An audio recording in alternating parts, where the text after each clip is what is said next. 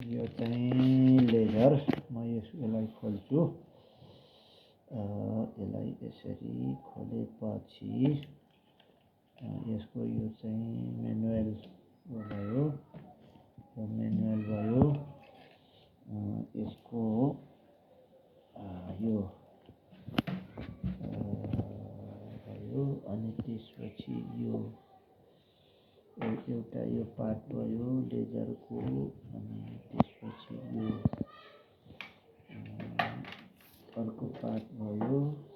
अनि त्यसपछि यो चार्जर भयो। अब यसमा के छ भन्दाखेरि अब यो चार्जर अटोमेटिक चार्जर छ। यसमा ब्याट्री भयो।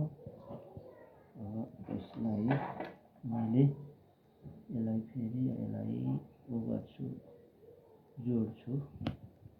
यो चार्जर ब्याट्री भयो। यसलाई यसरी राख्यो। अनि त्यसपछि यसलाई चार्ज गर्नका लागि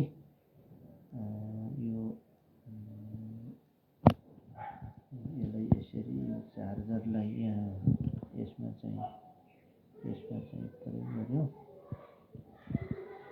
यसरी गरेपछि यसलाई प्लगमा हामीले यसलाई राख्न सकियो।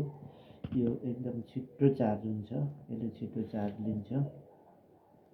अनि त्यसपछि यसलाई यसरी हामीले जोड्ने।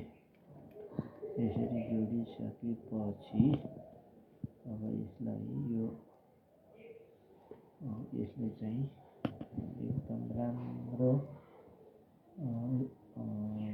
काम गर्छ। यो लामो समय लगभग यो 5 वर्षको ग्यारेन्टी छ। यसको वारेन्टी छ र यसको ब्याट्री पनि पाइन्छ।